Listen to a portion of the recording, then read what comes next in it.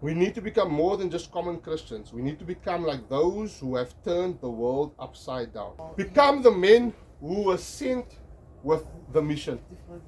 The apostles became the apostles because God sent them. And we as men have all been called to a mission. We are part of the Great Commission as the apostles are. But all of us also have a purpose that God has called us to your, particular to your very life.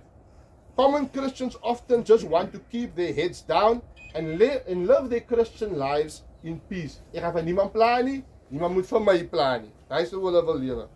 But those who turn the world upside down know that they have been sent out on a mission and live their lives with purpose, even if it brings turmoil to themselves. Thomas Jefferson said, all tyranny needs to gain a foothold is for people of good conscience to remain silent. And we see that sometimes evil persists in our surroundings, at work, at home, because we as godly men don't want to speak